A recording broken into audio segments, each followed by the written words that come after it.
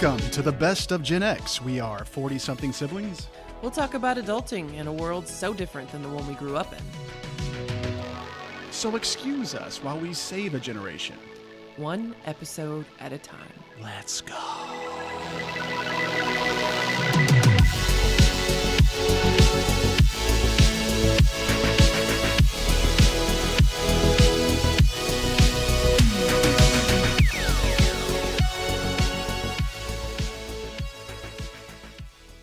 Hey, Joe.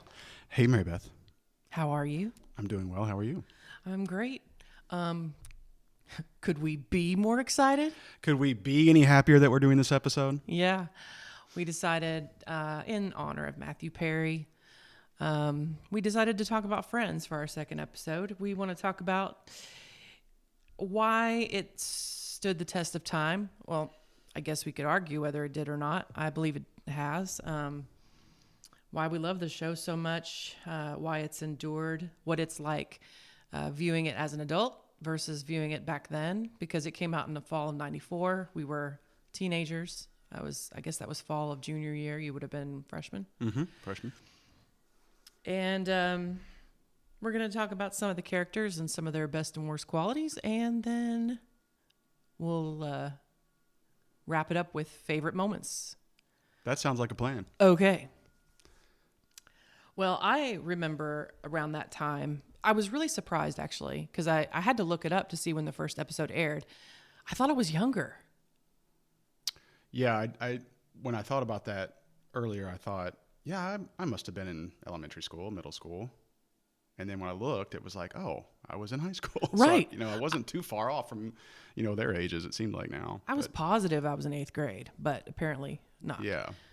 But I do remember never missing. Like, we would schedule our cheerleading practices around it. Mm-hmm.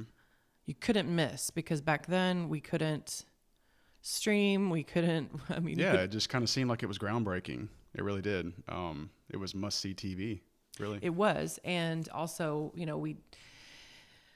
I don't know. I mean, around that time, most of the people I knew, you'd have maybe 2 TVs in the house. You'd have one in the living room and then the other one your parents had. So you had to learn to negotiate for television time. So, but we always made sure we were home, we were watching. And if you missed it, you missed it. You couldn't find it on a rerun, at least not for, right, a year or so, whenever they would run the reruns. Mm-hmm. But so it was really important. I remember not missing it. The hair. The hair was a big deal. And that's all you had to do is say the hair. You know what I mean? Jennifer Aniston, obviously, and I'll let you speak on her because you're the woman of this podcast, but I remember that as a young boy, hearing that all the time from, obviously you and our older sister.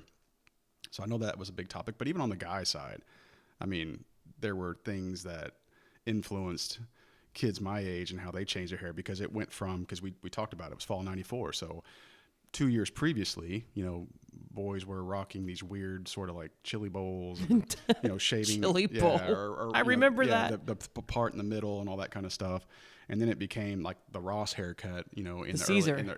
Exactly. In the early episodes. So there was more product in it, and it was shorter and spikier. And then right. So it just kind of like forward comb. Yeah. So I know you'll probably get into, the female side of it, but it definitely influenced some of my choices, I guess. I didn't have a lot of choices because I have about 10,000 cowlicks in my head, but actually worked in my favor because the short spiky look kind of worked for me. Right. But yeah, that definitely was the first time I remember even thinking about watching a show and going, oh, I'm going to try that. Like I never had looked at a man's hair on a show before and said, yeah, I want to do that. Right. So yeah, 100%. You made a good point. It really I definitely sported the Rachel.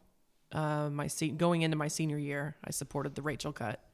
And I remember even back then, as it progressed, like seasons 3 and 4, I do remember, reading entertainment magazines and her being just kind of unhappy with the fact that she was getting so much attention for her hair and not so much her work. But I'm sorry, the Rachel cut was fantastic. Okay, can we talk about that? Yeah. Okay, so as a woman, and even as a young girl at the time, because you were, I don't know, 16 months older than me, whatever. So we were close in age. What about that haircut made it so popular or so just such a cultural phenomenon? Like, what was it about that? Because when, as a guy, if you look at that now, even as a kid, I guess, I never once thought about it. Like, it just never, it never entered my brain to think, wow, that looks, so unique. Or just as a woman or a girl, what was it about that made it such a big deal? Well, I remember the generation before us, everyone wanted their hair like Farrah Fawcett,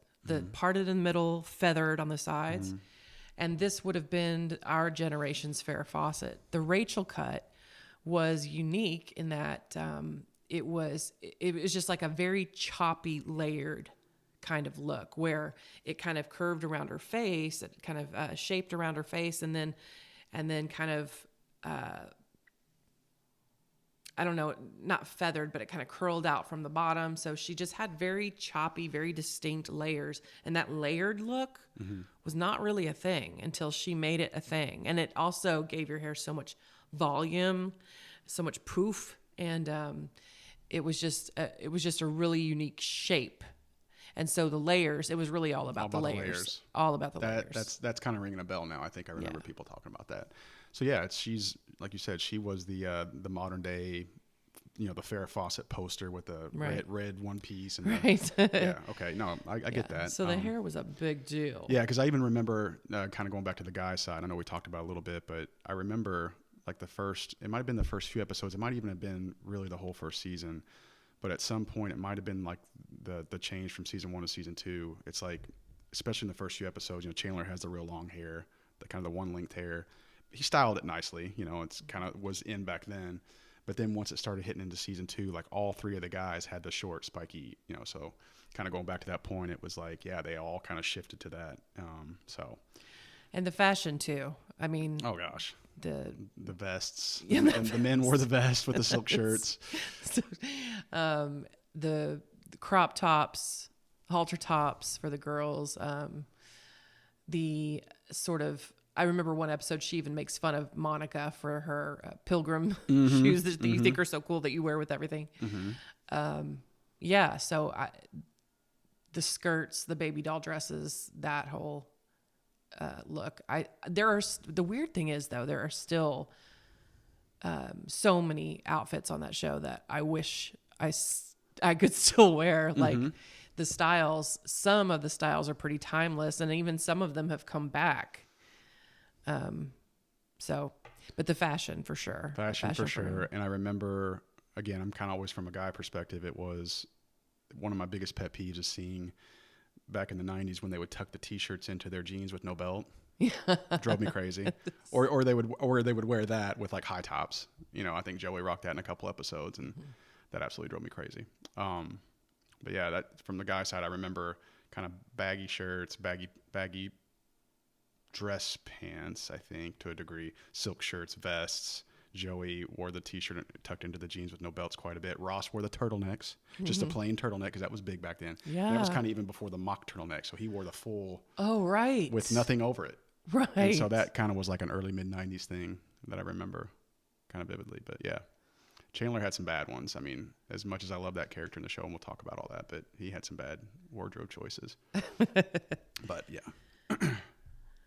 I remember the big moments watching it in, I guess, what would you call it? Real time? You're talking about like when it first came out? Yeah, as opposed to now. I remember big moments. What were the big moments back then? I remember it was such a huge deal that Ross and Rachel finally kissed outside the coffee shop. I remember that very vividly. I remember the lobster. He's her lobster, the prom video. I almost like that kiss and that episode more than I do the first kiss, which is kind of surprising, I think. Because the first one, I remember how excited I was because I was like, finally. Right. And it seems like there were so many, I don't know, we'll call them opportunities. It's like when you're watching it for the first time or real time, like you said, it's like, okay, it's going to happen. You can feel it. And you can feel, you're like on edge almost, like, yeah, it's about to happen. And then he comes back from the airport with Julie. And you're like, man, you were right there. So close. You finally got her to buy into what you were selling. So close. So, yeah, that first kiss I know meant a lot, and it kind of crashed the TV world and audience and all that. But then I feel like the lobster episode got me, and I actually had that to talk about today, so I guess we'll get there. But I remember that one got me for some reason more than the first one. Yes, and I think there's a reason for that. What do you think the reason is for that? The reason, obviously, is because Rachel saw from a different perspective that his feelings for her have gone on for so long, and they were genuine. For her to see that video and what he did for her, what he was prepared to do for her, she couldn't believe that he cared about her that much to get dressed up and go to the prom with her, take her to the prom. So it was more meaningful because that's when it struck her. Like, what am I doing?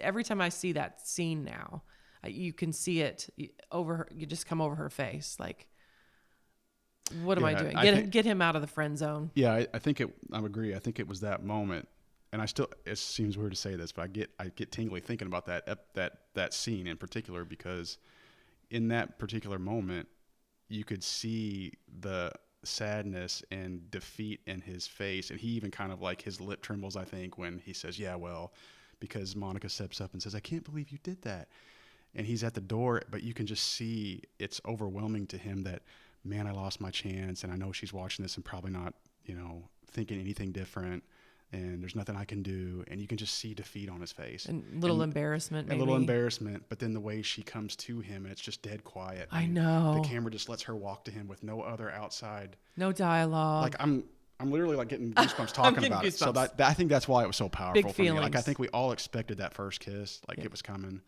But then I feel like Ross finally got his chance through these other opportunities, and yeah, it hit me different because of that. And I think the producers and directors and all those, those folks behind the camera did a really good job of just letting that moment happen quietly, right, and build up until she gets to him. And you don't even know really when you're first watching it, like, well, what's she gonna do when she first comes up to him? Is she gonna say something or to hug him? Is she gonna just, like just get in front of him and talk to him? No, she literally just goes right in, and he's not even like really looking at her. His head's kind of sort of down, and she just goes up to him. Yeah, man, I'll tell you what, it was. It's good stuff. Good stuff. I'm surprised you feel that way. No, I was really into that moment. I was happy for him, Yeah, absolutely. Well, I was really happy for them both, to be fair, but I really felt like Ross goofed up so royally that first chance, and I guess I was just happy for him that he was able to get that second chance. Yeah, that was a great moment for Ross. Yep, that was well done. Good job, brother. Very well done by the producers. And classic directors. moment. Mm-hmm. So, what other kind of things hit us differently? I have to say, I do remember when it came on Netflix for the first time. This was January 1st. I remember it was New Year's at midnight, 2015. I remember being on the phone with some Netflix customer service person because I was so excited, because this would have been the first time since 2004 that we could have watched it, but we could have watched it from the start, like start to finish, because I'd say like season 4 on, I was busy. I was in college. I was waiting tables at night. Yeah. I couldn't watch it, and you could catch reruns, but again, you couldn't watch things in order. And so I was so excited to be able to watch it start to finish again. And when did the DVDs come out? I know at some point you could watch it that way. Oh, I don't know. And I had plenty of friends that were getting those for gifts, and I always remember thinking, man, I should do that. Yeah, I didn't even. That but like didn't you, even, I had life stuff going on. I just never. Yeah. Whatever. If somebody gifted me that, great. But it wasn't something I was just going to go out and get, because I just figured I could go watch it again on a rerun or something. But I know those eventually came out. Well, I didn't have the DVD, so I was very excited that it was on Netflix, and I remember it wasn't coming on.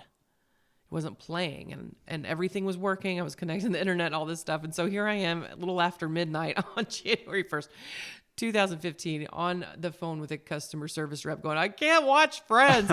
And she basically told me, I don't remember her exact words, but it broke Netflix. Like, she was. Is that the moment that you realized as an adult that you were like, wow, I'm a loser?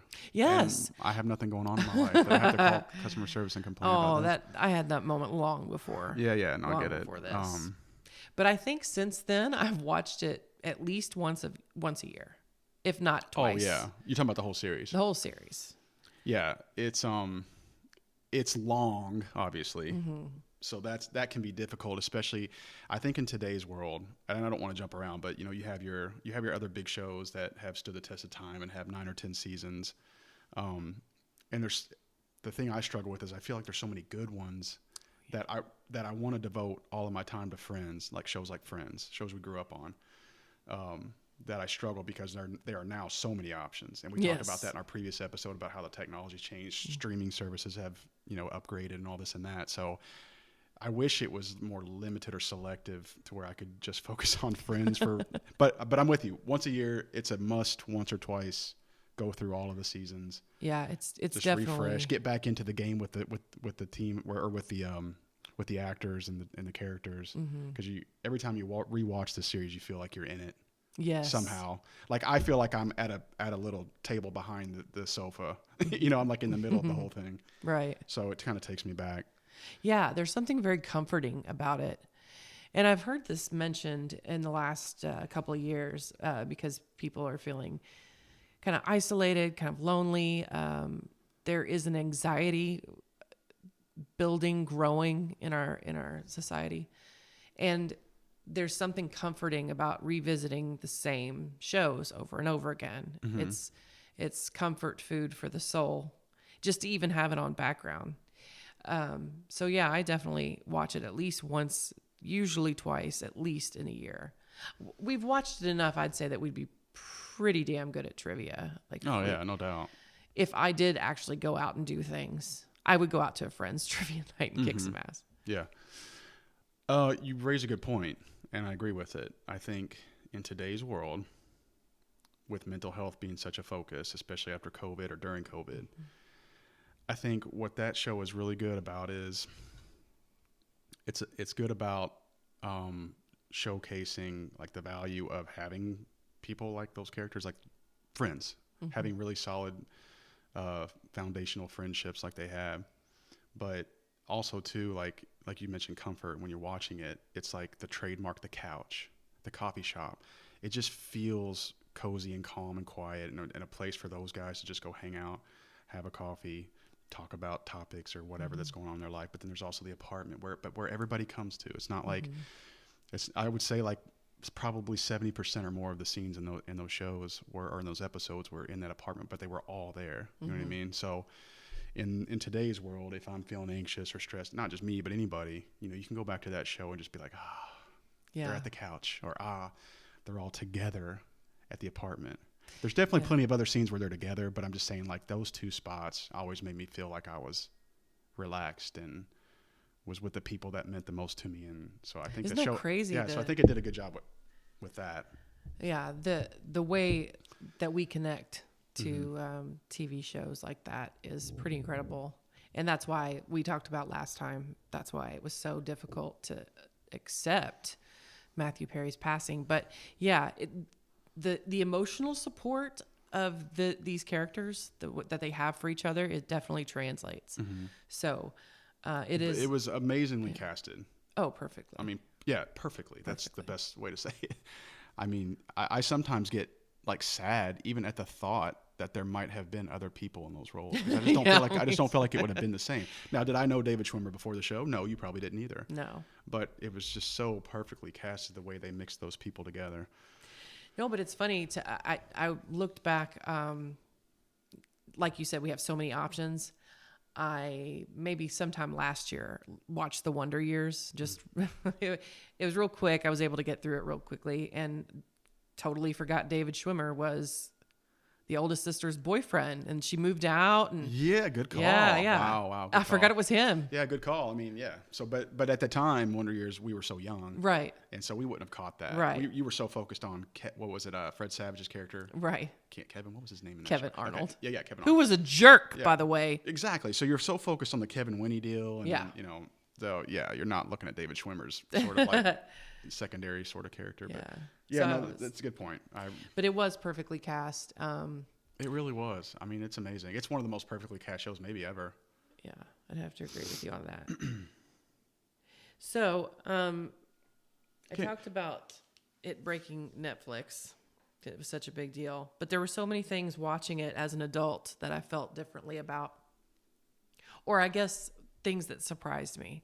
For one thing, being able to binge watch Friends, I was really surprised that Ross and Rachel weren't together that long. Mm-hmm. Their relationship on the show was about a year. It started midway through season 2 and went through season 3 a little bit. Mm-hmm. So you felt like it was longer. My Growing up, yeah. memory had them just on again, off again, on again, off again. Well, they were sort of on again, off again at the beginning, right? And I'm just counting from he was into her, she wasn't necessarily into him. Yeah, she became into him, and then he found somebody else, and then she came back to him. Lobster episode, they broke up. So I guess in my mind, I'm thinking on again, off again. But you're more so like when they're together. I defined on again, off again differently. Okay. I was thinking like in terms of actual relationship, not will they, won't they, will they, won't they. So I was surprised by that they actually, in the grand scheme of things, were not together in a relationship that long. I may get some hate for this, one day if we have listeners, but I was surprised watching it as an adult, thinking, okay, women aren't built the way they want us to believe women are built. Okay. So I'll put it this way. I recently was talking to my daughter Mallory, and we were talking about Friends. I was like, you need to watch that show. It's so funny. You'll love it.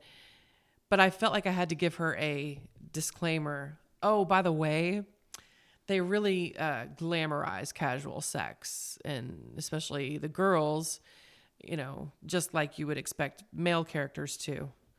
But that's not really how life should be. That's not really a fulfilling kind of path. And I know I'm speaking to the horrible double standard or whatever, but for example, does it make sense that they would be friends with a guy like Joey, who is a womanizer, I guess? Mm-hmm. That doesn't really make a lot of sense, yet they're doing the same kind of thing. But maybe that's not fair. They weren't... they wanted commitment, right? But at the same time, it didn't ring true. It didn't ring true for me as an adult watching these women care about, it's date number 3. Am I going to get laid? Right. And I can't believe watching that as an innocent teenager thinking, I guess that's what life is like in your 20s. That was actually going to be my question. So as a 17-year-old or whatever you were at the time, 16, 17-year-old when it first started, did any of that ever come to your thought process? Did that ever even enter your brain that, whoa, this seems not what I expected it to be like? Do you know what I mean? You mean as I was watching it? Yeah, as you were a high school junior or whatever, when it first comes out and they start having these episodes where, to your point, they're starting to seem too casual about not just dating, but other stuff. I acknowledge that. But what did you think about it? My point is, what did you think about it then? I noticed it then, and I just kind of disregarded it. You forgive some things, you suspend reality for some things, and some things you don't. Some things you disregard just because the show is so good. I wasn't on some sort of moral high horse about it, but I just remember thinking I remember not understanding that was not relatable to me, but I believed that that's probably what life was like for everybody. And not to say that it ultimately isn't like that when you're single and in your 20s and stuff, but it just didn't ring true for me that the women were just as interested in. Yeah, that's kind of what I was looking for. So you weren't necessarily on high alert about it. No. You know what I mean? But you acknowledged it, and you just kind of pushed off the side. You were probably a lot like I was. I wouldn't be that way, or right. It's not me anyway, so that doesn't matter. Yeah. But it's almost like I focused more on the quirky behavior of the characters and the comedy and the tropes and that kind of stuff more than I did about why does Ross care about his job that much, or why is he trying to date this woman this way, or why is he trying to pursue this woman this way? It's right, yeah, exactly. I was more worried about. I was more into the quirky behavior and the comedy that was coming next, or the laugh that I was going to get next. Right. I was more so focused on that. The things that we could have related to at that time. What made for the sure. show really good is what I was really more focused on than I was how Chandler was courting a woman. Do you Right. know what I mean? Yeah, but There was some funny bits within that. I agree, but it was that's one of the things that made it so fun watching it as an adult, because you understood them on such a different level. Exactly. And I probably didn't make that point well enough, but that's kind of what I was getting at. As a kid, you just kind of like, and you answered exactly like I would have thought about it, was some things just go over your head a little bit. Okay, I hear that. I see it. Okay. But I'm focused on this part of the show that makes me really enjoy it. But then as an adult, I really, really focused on that part. I was like, wow, they are really trying to like throw themselves out there. Yeah. Do you know what I mean? Yeah. And of course, so I'm a guy, so you and I have different, because we're different sexes, we have different points of view. So my point of view as a high schooler, that's what we were trying to do. But again, I didn't really focus on that part of the show so much, but also too, I think I sort of disregarded, acknowledged it, but disregarded it because that's what we do. That's what guys are trying to do. We're trying to hook up, and we're trying to meet the pretty girl and see what we can go do with her. It's what you try to do as a high school kid. That's what you talk about. Yeah. So that was kind of my perspective of it. Was, I wasn't the most important thing that I was focusing on, but it was definitely rang true from a guy perspective when I was a kid. Yeah, I noticed it more as an adult and as a single mom watching it, and I was like, oh, that's just not fulfilling. And I don't think that it's primarily, of course, I can't speak for every woman, but I just don't think that we are built to feel so casual about. I wonder how today's young generation would like perceive the show when they watch it like for the first time now. I wonder if they even think about that. It's probably It's just innocent to them. Right, exactly. It's so they have such access to everything. Little heathens. Yeah, there's nothing they haven't seen. Yeah, I was gonna say they're numb to all of that. So it was a big deal to us. Right. Yeah. Right. Okay. Here's one last thing I'll say about experiencing the show differently. I've decided the sexiest character is Phoebe. Without question, the sexiest character is Phoebe. Okay. By far. We're going to have to talk about that. Because honestly, there's only a few. There's a few guys and a few girls. That is obviously, I think, what most everybody's last choice would be. So it's very interesting that you picked Phoebe. Well, how dare you? Lisa Kudrow. No, listen, you're gonna have to support this. I know. I'm gonna have to show my work. Yeah, because we will have listeners. Okay. So you said I know we know that. We will. Okay. But you are gonna have to build your case on why. Here's why. I think that in its heyday, the obvious sentiment was that you had Rachel and Monica were the beauties. Phoebe was the funny one. Not that she wasn't beautiful. Obviously, these are all handsome people, right? But Phoebe was sort of put in a box. She's the funny one. And even in there, I even read recently that Lisa Kudrow was quite miserable when it came to costume fittings because she's built differently. That she's bigger, she's taller. So that's kind of how she was seen. You said that would have been the last one that you would think anybody would say. Is that shallow? Does that sound shallow? Does that sound shallow? No. I'm saying it sounds. It tracks. Okay. It tracks because that's the way they were all sort of categorized. Chandler was the funny guy. Phoebe was the funny one. Yeah, they all had their thing. Joey was the ditz, whatever. Yeah. So, but as an adult, I'm watching this, and every time I watch the series, Joe, I feel stronger about this. Really? Phoebe is. Let me tell you. Phoebe knows who she is. She's unapologetic about who she is. She's true to herself. She's probably the most loyal of all of the friends. She's incredibly confident. She knows her strengths and she knows her weaknesses, but she's also very confident. And that is incredibly sexy. So when... what's the line when the episode where everyone finds out One of the best ones. Yes, Absolutely we're going to talk about that. But so I think Rachel says, "Be sexy," and she goes, "Please." Yes.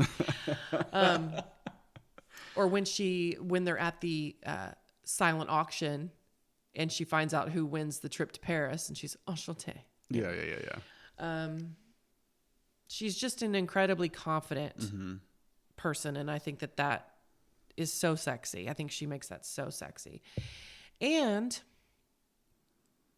I have to say, in all the series, nobody, male or female, looked better than Phoebe did the night she was going to the party that Mike was going to be at, where she had to look her best because she wanted to win the breakup game. Like, who's doing better? And she's in the coffee shop. She's dressed in that beautiful really low cut black dress. Her hair's straight, parted in the middle. She's got that fantastic necklace. Nobody looked better, start to finish, in the entire series than Phoebe looked in that moment. And even sexier was when David shows up and he was like, it's probably a stupid question given how you look like this, but do you have plans? And the look on her face when she realizes, like, we know she has plans, but to watch her realize, you know what? I don't. And she's in that moment. She's okay. She's secure. And because it's not like Phoebe to go running off and try to get a boy's attention, She's smarter than that. She's better than that. And in that moment, she realizes, I actually don't have plans. She just looks sensational. And I just find her overall confidence and humor and love and loyalty, her beauty as a person, as a character, I just think that she is hands down the sexiest. Compared to the rest, they're basic. You should be a lawyer. Why? Because you built your case very well. Okay. Now, I personally don't think of her that way still, but you did build a very good case. Oh, I forgot one thing. In real life, she has aged the best by far. She doesn't look like she's had any work done. She's aging naturally, and she looks fantastic. Okay. So as a guy, it was always Monica Rachel. Rachel. That makes sense. But I think you bring up good points about her. I mean, she seemed like she was more cultured, and she just seemed more mature, like she'd been there, done that. So like the speaking different languages and being confident and all those kind of things definitely are, good qualities to have that would make somebody that you don't initially view as attractive, but that would kind of make you, I don't know, kind of open your eyes a little bit to, oh yeah, that person's really, sexy for this reason or that reason. For me, it was Rachel Green. And I think for a lot of guys, especially my age. Now, for me, it was always a battle between Monica and Rachel. So I had some friends that were Team Monica, some that were Team Rachel. It's you have the ones that focus on the brunettes, you have ones that are focused on blondes. Rachel was kind of in between, but there was just something about Jennifer Aniston or Rachel Green in that show that did it for me, I would say. So I'm still a fan to this day. I was always Team Rachel. I thought she was, the prettiest. I thought she had the best, outfits and, for a guy to look at. Right. Sounds super shallow, but no. Monica to me seemed almost too neurotic, too, I don't want this to come out sounding wrong, but she was almost too tomboyish for me. Never really was into that. Now, one of my best friends is Team Monica still to this day as a 43-year-old. But for me, it was just, I don't know, Rachel was just softer, more feminine, I guess. And so those reasons I thought. But I do think later seasons Phoebe got more attractive, especially with the straight hair, like you mentioned. I think she looked a lot better with the straight hair. But yeah, you built a good case. Good job. Nice. Oh, I think she's so. Yeah, she's definitely one of the funnier ones for sure. Luminous. Oh, I think she's the funniest. But we can get. Well, before we take a break, I'd like to ask, which character do you think you are? I know who you are. I want to know who you think you are and why. And then maybe who you wish you were. I know who you are. I mean, I feel like I'm Chandler. Joe. What? You are a Ross. I'm Ross? You're Ross. Why am I Ross? Well, you've kind of always had it together as an adult. Established, but a jokester. I've always seen you as kind of like responsible and funny, like Ross is. Chandler just seems to be lost and aimless, which I did accuse you of being like growing up. Yeah. That's kind of where I was going in my mind was I was, trying to be funny all the time or just trying not to take too much serious, I guess. Yes. Whereas you're right. Ross takes his career serious. Everything's super serious. You could tell he had a plan. Yeah. You know what I mean? He stuck to that plan. But also, I think your sense of humor reminds me of Ross. Really? When I watch Friends, Ross reminds me of you. I've never thought about that. Really? Every time I watch Friends, I think of Chandler, like as myself. Isn't that something? That is something. And ironically, never either one of us ever thought of me as Joey. Oh, and no. That's my name. No. You're too smart for that. And we need to talk about his character too, but I'm sure we'll. Well, I think. We don't talk about it now, but Yeah. Why didn't he grow? I didn't like his character track. I didn't like it. I didn't think it was great either. I I like him. I did too. There's But- definitely things that he did that I liked and things that made me laugh, but I don't know. He seems to be the only one who never really evolved. I know they tried, like with the Rachel story, which we all agree was a mistake. Mm-hmm. It was cringe. There's no sexual chemistry between he and Rachel Green. Now we're getting into some of our least favorite moments that we might cover later. Right. Okay. Well, I was just going to say that they tried to make him evolve, grow up a little bit, but it makes perfect sense why at the end he's the one struggling the most with all the change because he's still a child. And single. Yeah. Still a child. So he didn't really evolve. I never would have seen you as a Joey, but I definitely see Ross. I see you when I watch Friends. It's when almost, I watch Ross. Yeah, okay. Well, that's interesting. I'll have to think about that more when I watch it now. I guess because you quote him more. I probably do. Gosh, isn't that crazy? Because I feel like Chandler's the most quotable Yes. in that show. It's all quotable. It's crazy. Ross is pretty darn It's quotable. crazy how quotable all of the characters really My are. sandwich. Yes, it's crazy how quotable most or all the characters are. I would say Rachel's probably the least quotable, I was going to say that. but gosh, that is so crazy. I always think that Chandler's like the most quotable. But you're right. I thinking back now when we're together or with family and stuff, that's usually my go-to is Ross. Isn't that something? Yeah, but also, yeah, cheap shot. Yeah, cheap shot. Okay, that's your something I would do. That's That is something you would I do. So, So yeah, that's- you're right. There's definitely things I would do. I that see you as a Ross, but as a someone who deflects with comedy, I see that as well. Yeah, and It's Chandler true. has his defense mechanism. Yes. Not behavior, but humor. I can relate. Humor. Yeah. So I do that too. no, I think see that's why you should be a lawyer because you sort of kind of got me on the other side of Phoebe, and then you just convinced me that I'm Ross and not Oh, Chandler. well, good. But I wasted my life. Yeah, but I do want to wrap the Joey thing up with I think the thing I didn't like or appreciate as much as I watched it as an adult with Joey's character was it's almost like they started him off to be this like tough street guy, like womanizer, confident in all scenarios, and then it was like as the seasons like the middle of it, if I felt like he got stupid, like he almost got it was almost like a Kevin Malone track. Not exactly the same way, but like Kevin was kind of like just kind of dry and serious sounding at the beginning of The Office. Right. And then he became this blubbering, like special needs type character. And that's Joey, interesting. Joey kind of seemed like a street. You watch the first few episodes, you're like, he's like this, kind of like, just rode in on my motorcycle and I know how to do this and I know what I'm talking about. And then it became like, as the seasons progressed, it was like he just got dumber and dumber. And I just didn't.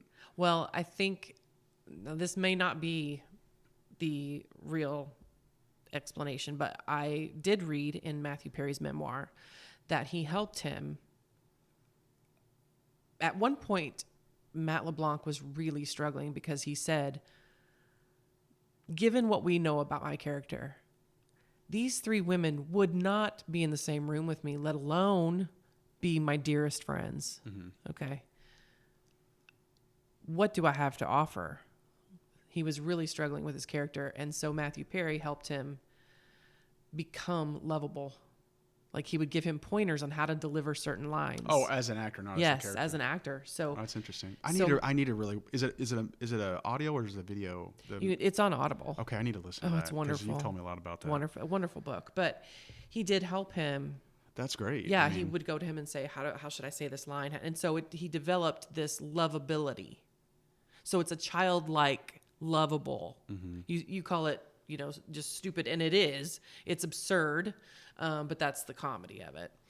Okay, and I know we're going to take a break, but I think in the actual show, not the actors helping each other, support each other through their, characters, in the actual show, if you think about it, Joey is really only associated with those people and built good friendships with him because of Chandler, right? So yeah. he comes in and tries to become his roommate because this other guy left, and Joey just kind of swoops in at the last minute. So it's actually because of Chandler, the character, that's even associated with these people and becomes as close as he does. Because I don't think in general, like you said, I don't think off the street they would just go be that guy's close, friend or. Yeah. Well, no, girls don't want to sit around listening to somebody talk about how they scored. Right. Exactly. Over and over.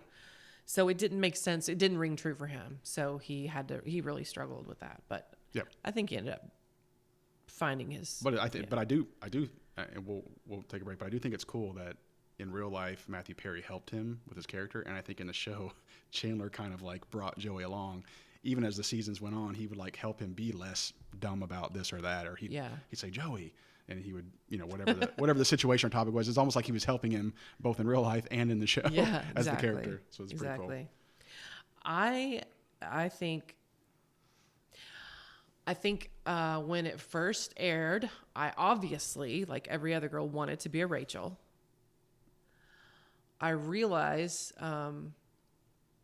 as an adult, as a grown woman, I would love to be a Phoebe. I'd love to be able to say I'm easygoing and I'm down for anything, and I'm really hippy dippy,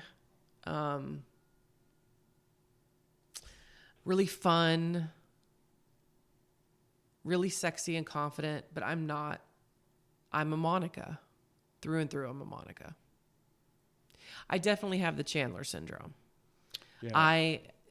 And it's almost a sickness. I can't not make a joke at the worst possible times. I've gotten myself into trouble for that, but I definitely have that. But I'm a Monica for sure. Yeah. So you told me who you thought I was versus what I thought I was. My gut instinct is Monica, but then you do absolutely have a lot of Phoebe in you because no, I just mean like, Phoebe seems very sure, like you said, she seems very sure of herself. There's a lot of things that you do in conversations and just in general that I feel like, it doesn't matter what anybody thinks or says. You just are going to do what you're going to do. You're going to be the way you are. You're going to think the way you think. And I've always admired that about you. So I think that's a lot of Phoebe. But now with Monica, she's a little bit more influenced, but she's very... the neatness, the structure, the order. Games are fun. You just have to follow the rules. Exactly. There's got to be some organization and discipline. There's got to be some discipline. Well, one of the things that I laugh hardest when it comes to Monica is when Rachel steps all over the cereal. She spills it and she steps all over it, and then they leave, and Monica turns right around. Chandler. Yes. I love it. That's me. You are a great mix of both, I think. For sure. Okay. Well, we're going to take a break, and we're going to talk about memorable moments. Let's do it. All right.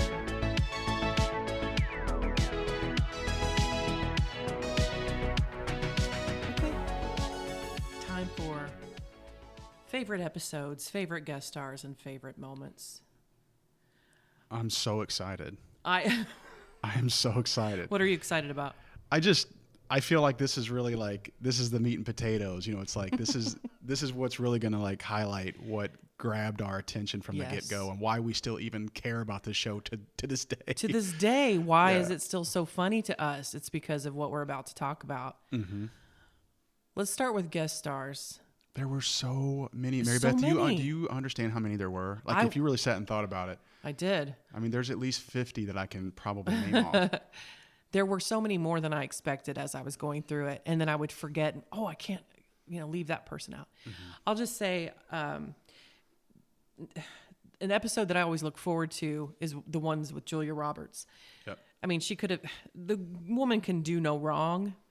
It's really cool to see just how good she is in a sitcom setting. Mm-hmm. She's so damn good. That's a great point because she, at one point in that era, was the highest paid, film actress at the time. Beautiful, but you could tell she had the just a perfect sense of humor for that show.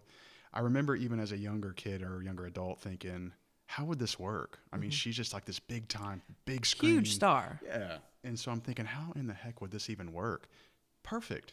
Absolutely. I mean, she just did it perfectly. Yeah, she was a seamless guest star. It seemed like she could have been a huge sitcom star. She could have been a movie star. Or even so, she could have been like a recurring character in that show easily. Yeah, she was just really good. Her timing was so great. Do you remember her character name in the show, Mary Beth? Susie Underpants. Susie Moss. Susie Moss. Good call. Yes. Okay, so as far as laugh out loud, like who makes me laugh out loud every single time? And here are my top. Okay, I'm anxious for this. My top 4 okay. Laugh out loud. Alec Baldwin. I'm not a fan of him. But man, that episode where he's just so excited about everything and everything's wonderful and he sees the world through these... Massapequa. Sounds like a magical place. Yes. Isn't this the most incredible fight you've ever had in your life? Parker was his character name. So funny. That was great. And to see, he would have been perfectly suited for Phoebe, but even Phoebe got sick of his... positive outlook. She was like, don't let the greatest door in the world hit you on the way. Yeah. My other one, John Lovitz. John Lovitz. The first one where he's a restaurant critic and he's high. Mm-hmm. Tartlets. Yep. Tartlets. That was a great one. Mm-hmm. And then again with when he goes on a date with Rachel and and I'm pretty sure I'm infertile. So funny. Then I have Danny DeVito as the stripper at Phoebe's That makes me laugh every time I watch that. So funny. Yeah, it's so funny. When he starts running around and like tickling them and stuff. Yeah. And then my last one, and I don't know, this one's not even a big deal, but it's early on. It's Fisher Stevens, the psychiatrist named Roger that Phoebe dates. Oh, yeah. And he had kind of the longer hair with the glasses. And he's just deconstructing all of their neuroses and he's talking about how dysfunctional they are. There are no boundaries and he's pointing out all these true things and they start to hate him, obviously. And he's like, I hate to be there when the laughter stops. Yeah, yeah. No, he was actually really good. And one of my favorite, when they're sitting in the coffee house, like, love me, I need love, validate me. Oh my God. Yeah, no, that one gets me every time. No, that's actually a really good one because when you think about all the guest stars, he wouldn't be one that most people would think of because they're thinking of the George Clooney's, the big names, yeah. Yeah, the Susan Sarandons and all those, and that's excellent. You're 100% correct. He was so really, really good. Okay, so those are your favorite ones? Yeah. Okay. Yeah. So like Alec Baldwin was my top, just for the same exact reasons. I just thought, and I'm not a fan either so much, but just in the short time that he was perfectly on, done. My Lord. Perfectly done. Yeah. So I agree with that one. I'm not much of a Sean Penn fan, but I thought he was pretty good. Yeah. And it was kind of the same deal as maybe Julie Roberts, where I was like, he seems too big for that show almost. Mm-hmm. So I really liked the episode or two that he was on with the Ursula sort of dynamic with Phoebe. That was really funny. The Halloween episode with Chandler in the pink bunny suit, yes. Which is one of my favorite Chandler quotes of all time. As you can see, I'm maxed out. That's like when he's holding the carrot. I quote that one a lot because it's one of the funniest things I've ever seen. Yeah. Oh, and since we're on that topic, I did read, and you probably already heard this in memoirs because you're way more advanced with the Matthew Perry info with the memoir stuff. But I found out Sean Penn was one of his favorite guest stars, if not his favorite. Oh, really? Yeah, I mean, it didn't talk about really a lot of the reasons why. Maybe it was just the experience he had with him offset, but he did say in an article that was like one of his favorites. Oh, so I thought I wouldn't have guessed that. Matthew Perry was responsible for getting Bruce Willis. Oh, okay. Because of the Whole Nine Yards movie they did together. That was like a big deal. Okay, I read somewhere on Reddit. Yeah, you're right. Was that the movie, Whole Nine Yards? Well, I think so because Matthew Perry did Whole 9 Yards and Whole 10 Yards. Yes. So that's how he got. That's interesting. You brought that up, and we'll get to my other ones. But I thought I read somewhere on Reddit. Someone said and I would have to go back to those episodes and watch, but somebody said when Bruce Willis was a guest star, there was at least one Die Hard reference. I don't remember that, but somebody on Reddit swears by that. Well, there's an episode where they talk about Die Hard. Maybe that's what it was. Yeah. They almost made it seem like it was within the same episodes that he was in. But anyway, I didn't catch that. I think that's really, not to get off on a tangent, but I think that's really funny when shows do that, because The Office does that a little bit. Mm-hmm. So anyway, so Sean Penn for sure, Alec Baldwin. I'm not the first two I mentioned, I said I wasn't fans of. I'm not really a big fan of this guy either. It's probably more of a political thing. Michael Rappaport, I thought, did pretty well. I did too. Gary, love it. Yeah, I mean, he does really well with Phoebe, and I know how much you adore Phoebe, so I thought those episodes were really good. I thought he did. You're the best looking fake whore I've ever seen. Yeah, but I thought his back and forth with the guys in the cruiser, I thought was really funny. Yeah. And then when he shoots the bird and Phoebe goes, "Oh no!" Yeah. But then also too, I thought he did a really good job when they were in the interrogation room, and he made it seem like an actual interrogation. I thought that was really funny, and so every time his episodes come on, I kind of laugh a little bit. I like his guest appearance on Big Bang too. Yeah. No, you're right. I'm a fan. But I think like he gets too political on Twitter, and it's obviously not. I'm not in alignment with him, so like on that. From that lens, I can't stand him, but in the show, I thought he was pretty good. Yeah, for sure. I agree. So you named 4, I named 3. You want me to try to figure out another one? Well, speaking of big names, Brad Pitt. I love that Thanksgiving episode. It's really good. He actually got an Emmy nomination for that? No, I didn't. Yeah, he got an Emmy nomination as a guest star or a guest It is a little hard appearance. to watch just because you know what happens between them in real life. Yeah, but I'm going to give you my stance on it. At the time, it's still exciting to watch because the audience goes ape shit. Mm-hmm. It's just exciting that he's on it, and he does really well. See, I don't think he does. You don't? I don't think he does. So I'll get to that. So put a pin in that one. Okay. But we all know this was around 2001 or so. Him and Jennifer Aniston, I think, were actually married at that time. Yes. So that was like cool for everybody to see them on screen together. And he's the biggest movie star in the entire world. Biggest movie star in the entire world. I think he was really pushing the Spy Game at the time. So I think that's one of the reasons, besides the fact that his wife was on a cast or whatever. I think that was one of the biggest reasons why he wanted to do it. But I don't think I was really shocked and kind of disappointed when I heard he got an Emmy nomination. I don't think he acted well in it. I think he almost overdid it. Mm-hmm. I felt like when I was watching him do his scenes at the table and just in the living room, it almost felt like high school playish. Ah. I don't think he acted well. And that's me being like super critical of just his acting in that. You know what? You're right. I'm not saying he's a bad actor. I actually like Brad Pitt quite a bit. I just didn't like how he performed in those. I'm having a light bulb moment right now. I get it, and I think you're right. I think I was just blinded by his beauty.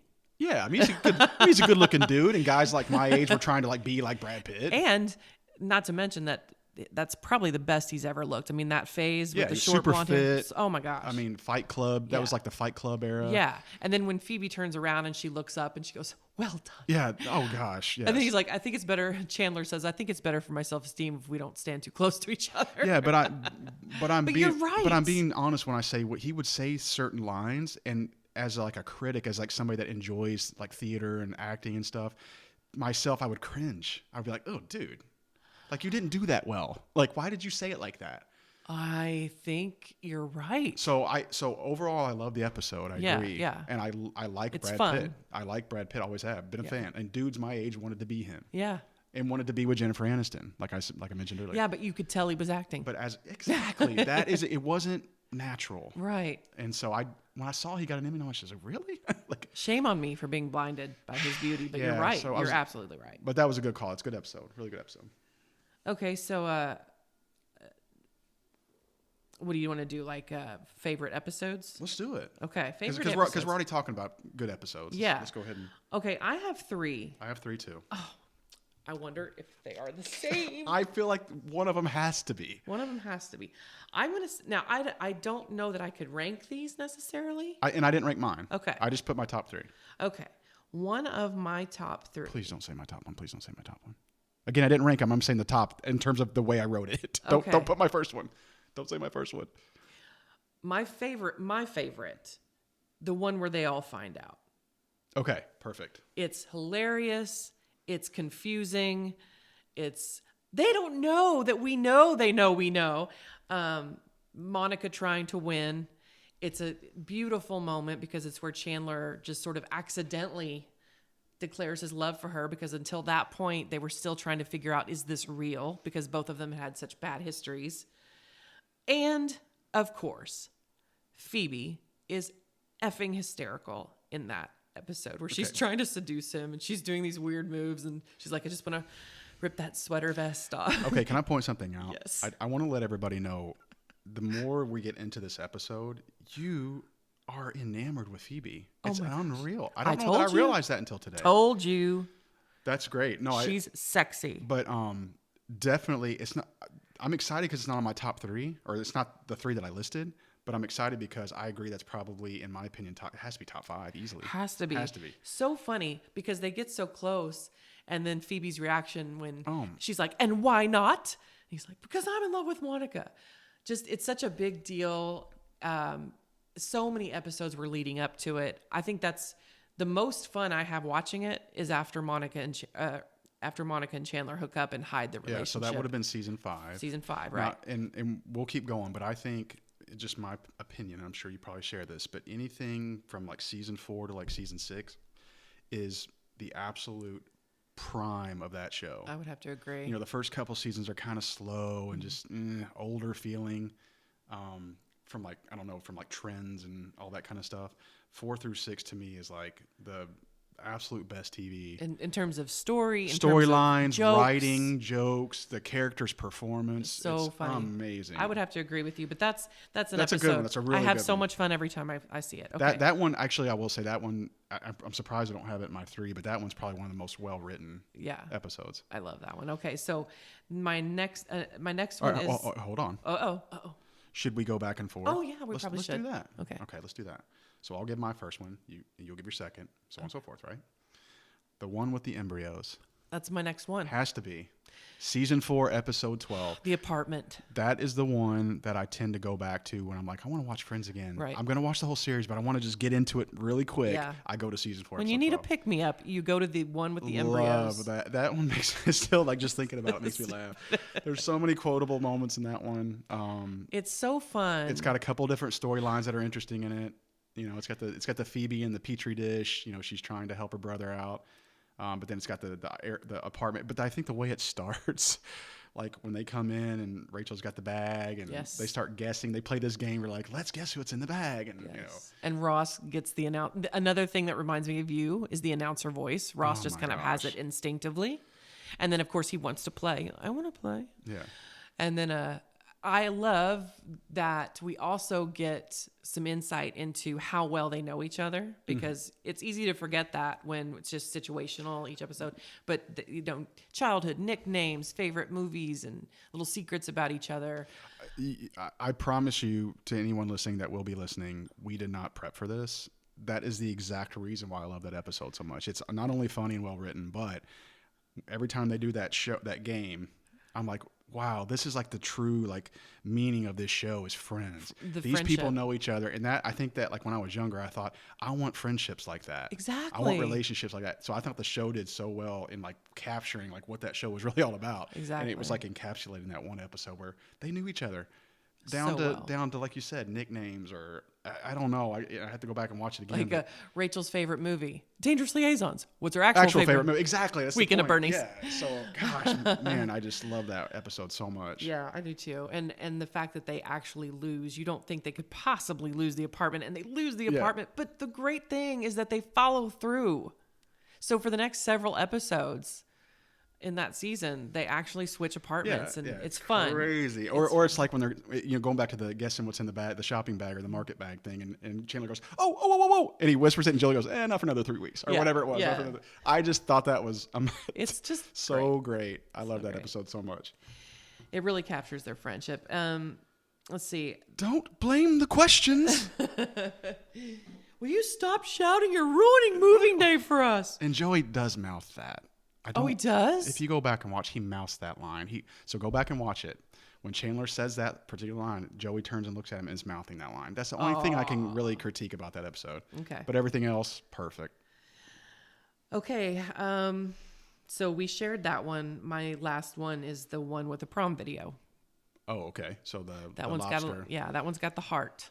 That's just unforgettable to me. It's one that I can have headphones on. I can be watching it on my phone while I'm working, while I'm cleaning. That's one of the episodes where I stop and actually look at the screen and have to see it again and again and again. Yeah. Not to get all sappy sounding and stuff, but I think that one just brings a lot of emotion. Yes. You know what I mean? Yeah. I'm surprised I didn't have that one because we talked about it earlier as being one of my favorite. It's hard. movies. It's hard to Yeah. narrow these. Well, we just started getting into Ross and Rachel, and that kind of brought it up to my mind. But yeah, that's an amazing. I still, if I don't quote it, I think about that episode. Like if you think Friends, you think of, like you said, you think of the trends, the fashion, the hair. You think of certain episodes or moments, and that's why we're talking about this today. Yeah. And that's one of the episodes I always in my mind go to. Exactly. It's because it's just not forgettable. But okay, so I had the one where Ross got high. Oh my gosh, I was gonna list. That was See, season 6. Yes. Episode 9. I want to go. Yes. So if you guys are trying to like remember what this episode Right, is because about. we keep quoting. Yeah, so we got to remember that people might need help. Okay. Okay, let's bring them up to speed. So you would hear the name of the title or the title of the episode and think that Ross actually got high. That was the story of the episode. He did not. So the episode is they have their parents, Elliot Gould and Christina Pickles, I think is her name. Mm-hmm. So the parents, Ross and Monica's parents are coming to visit, and Chandler and Monica are in a relationship, and so it's Thanksgiving. It's Thanksgiving, and so Monica and Chandler really want the parents to accept Chandler into the family, and so they come, and it just turns into this like Ross. I think they start talking about I smelled marijuana in your room at this certain point in your high school life or whatever it was, and Ross ends up blaming Chandler, right? Right. And Chandler gets upset because he's like, dude, I'm trying to impress them. Mm-hmm. And then it just turns into this. And that's what we find out they don't like him. Exactly. And then exactly. That's an even better point is they don't really like Chandler. And so he's really just desperately trying to get their approval. And Ross flips it on its side. But then that's not even the best part. It's like, because of that, they all just start blaming and sharing all these like stories of like they're basically tattling on each other back and forth. It's so funny. The back and forth is what does it. It's quick, it's funny, and the way they react. And then the parents are like, "Oh, that's a lot of information." Like Ross hasn't worked at the museum for a year. Monica and Chandler are living together. Yeah. Ross and Rachel got drunk and Ross got drunk in Vegas and married Rachel again and got divorced again. Yeah, I screwed up that line, but it's okay. But the back and forth is just.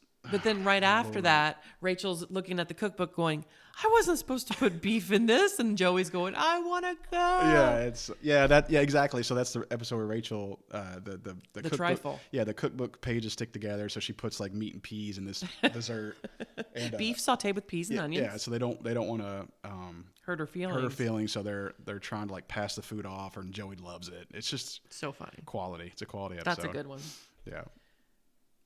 I think that's one of the ones that we quote the most is that episode. Okay, so my last one is, this is probably going to surprise you a little bit. Okay. The one with the ball. I wanted to put that down.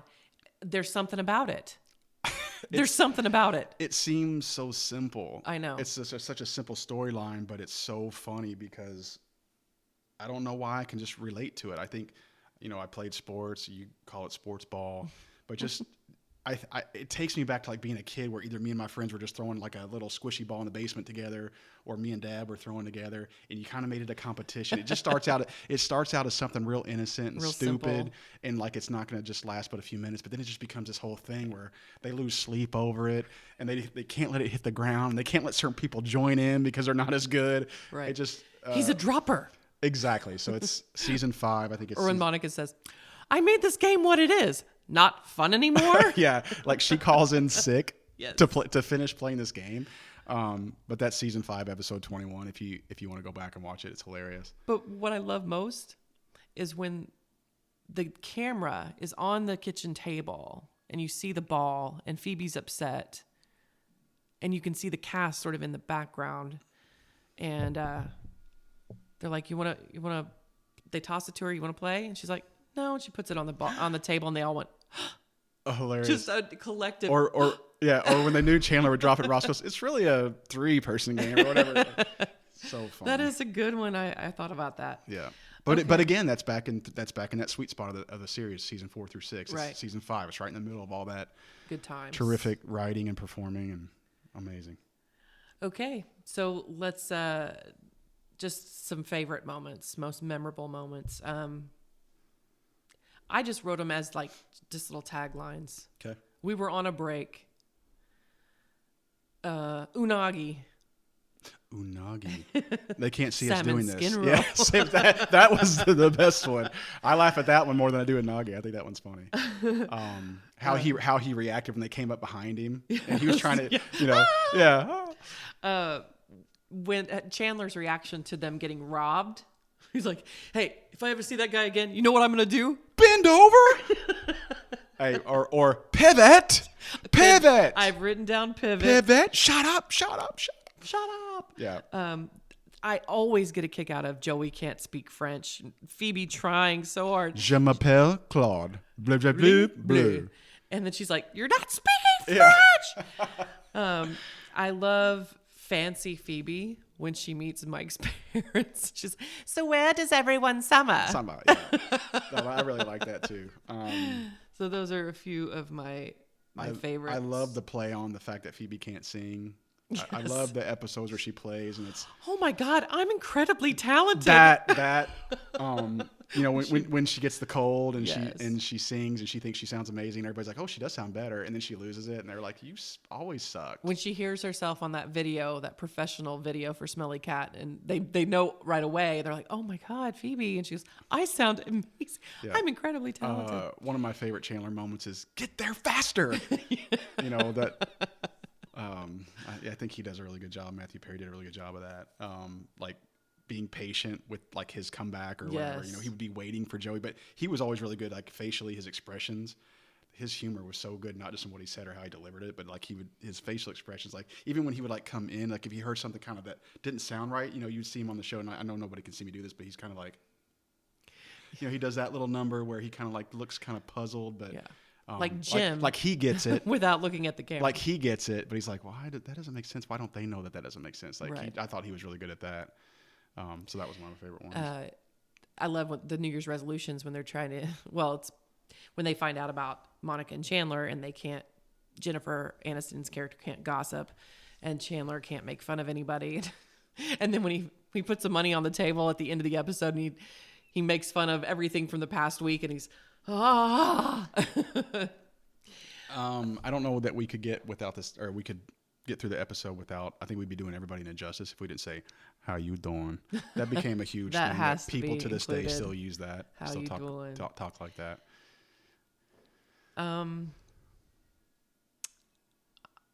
I got off the plane. I mean, I have that on mine. do you? I had that on mine. The answering machine. I thought that was an awesome moment. That was Because I mean, like to your point earlier, it was like, yeah, their relationship didn't last as long as you kind of thought, and you go through all these other 6 or 7 seasons where they're not a thing, they're not official. Yeah, but they never quite break. They have a child together. Right. Their chemistry continues. They sleep together and conceive a child. They sleep together before she moves to Paris, and there's an undeniable connection. There's an undeniable chemistry, and it just takes both of them so long to admit it to themselves.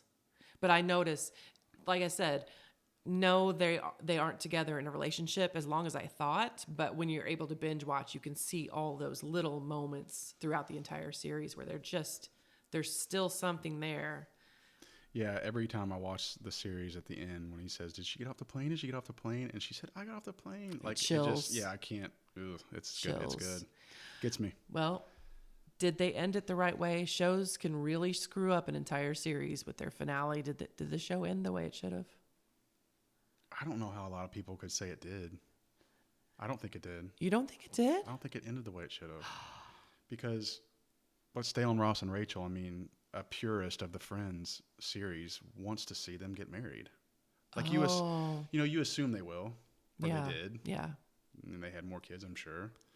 But gosh, I feel like I invested emotionally. You invest so much into that relationship throughout the 10 seasons, and when it ended and they get married, I felt kind of Game of Thrones let down. Oh, nothing will ever I get it. be as bad as Game of Thrones. I knew you were going to say that, by the way. But how did you know? Have I not complained about it that will be enough? an episode one day. One But day. We I will just talk don't. about it. I don't know. It just felt incomplete to me. That's crazy because them getting married never ever crossed my mind. I mean, I assumed it, like you said. It was enough for me because there had been so many years of will they, won't they, back and forth. And I think here's why I'm upset. And that was enough. It was like finally they admitted it, and that's all we needed, and we could imagine them getting married. Yeah, I'm going to make you mad because you're a Phoebe fanatic. Oh. But I'm like, really? Phoebe gets married to Mike? I'm going to argue with you because... And Ross can't get married to Rachel in the series? Like, okay. Really? Well, we didn't need to see another Ross wedding. I think that's clear.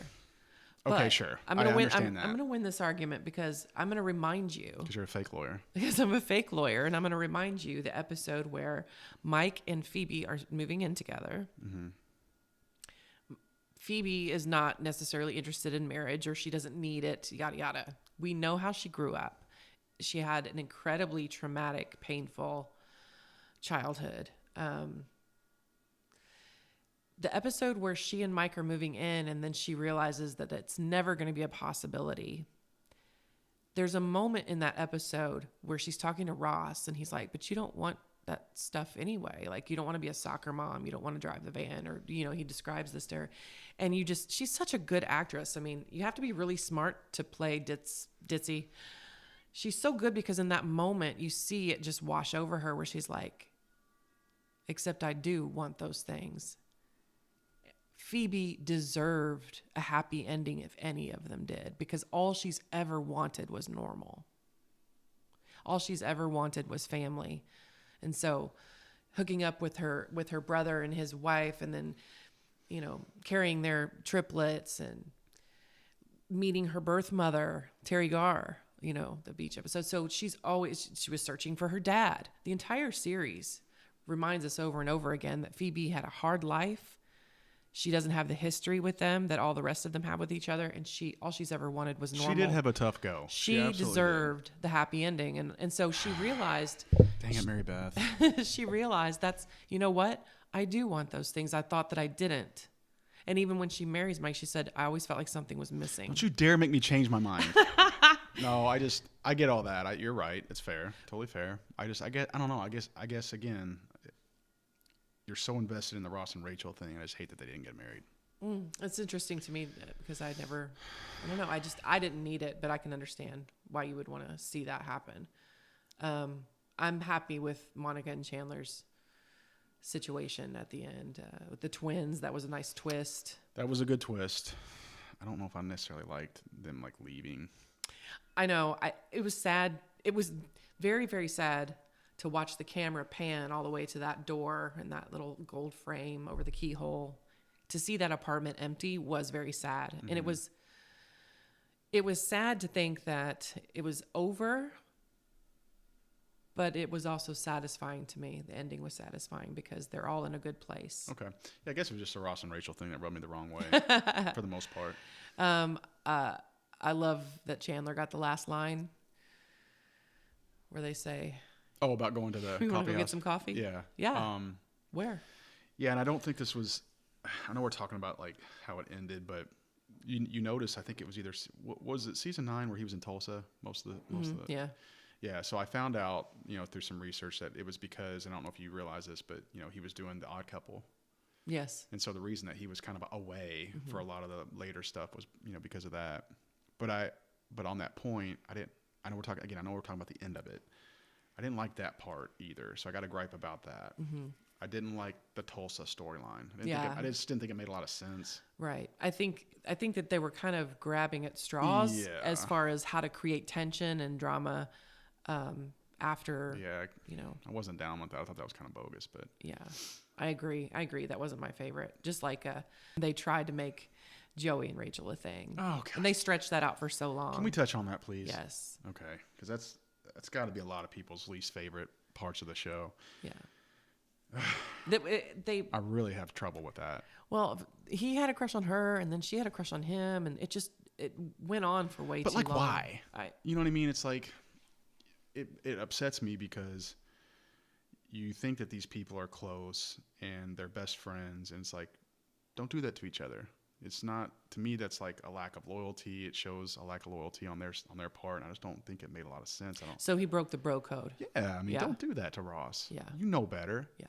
like, sure, like Ross has moved on, and but again, anybody knew that there was not closure with Rachel. They knew that, even though he was with, what's the doctor's name? Can't remember her name now. Charlie, thank you. Yeah. So they're at this convention or whatever, and even though he's quote unquote with Charlie, Chandler and even Joey, everybody knew that Ross and Rachel still had something there. Don't step on that, man. Yeah. Like, you know better. If you're that close, I would never do that to a best friend. Yeah. Doesn't matter. So that part really, really bothered me. Yeah. Like, I can't even like watch those episodes. I have to. Yeah, skip they're kind of. them. I know. have to skip them. Sometimes I skip them. They're kind of cringy. And if you look online and you start trying to rank like best episodes, unbelievably, the one where Ross is fine. That's actually really funny. It is funny, but it's part of that Yeah. storyline, and I don't like it. You know what? I have to say, if for nothing else, just to hear Ross say "my fajitas," just to hear him do that line, it's worth the cringe with Joey and Rachel because it's so funny. And I'll say something else too. Like, Rachel was pregnant, and Joey started having those feelings. It's like, dang him. and then another part that really irked me was, he's at the convention. He figures out that Rachel has a thing for him. He walks out. I'm like, great. Then he sees Charlie and Ross kissing, and he's like, you know what? Screw that. I'm going back. That made me mad. You know what I mean? I don't like how they did that. Mm-hmm. So. Yeah, I wasn't a fan either of that. Mm-hmm. Well, this was fun. It was fun. I think we learned a little bit Yes. about how we, view the show, and some of our likes and dislikes kind of surprised me. Me too. Didn't realize you were such a Phoebe person. Yes. Well, I didn't either. Until I, rewatched as a grown up. Mm-hmm. And I see all her wonderful qualities and see past the, what would you call it? The superficial appeal of Monica and Rachel. Not anything against them, but I just saw so much more to Phoebe as a person. I think one of the main things I got out of this podcast today, this episode, is that you're going to make me watch it differently now. I'm gonna think about Phoebe a little bit differently, and I'm probably gonna watch Ross a little closer because you think I'm more Ross than I thought I was. I do. So yeah, I got a lot out of today just because I feel like I'm gonna see this series differently. Right on. Well, I'm glad I could enlighten you. Good. All right, this was great fun. I can't wait to do it again sometime soon. Let's do it. And Joe, in case you didn't already know, I'll be there for you. When the rain starts to fall. I'll be there for you.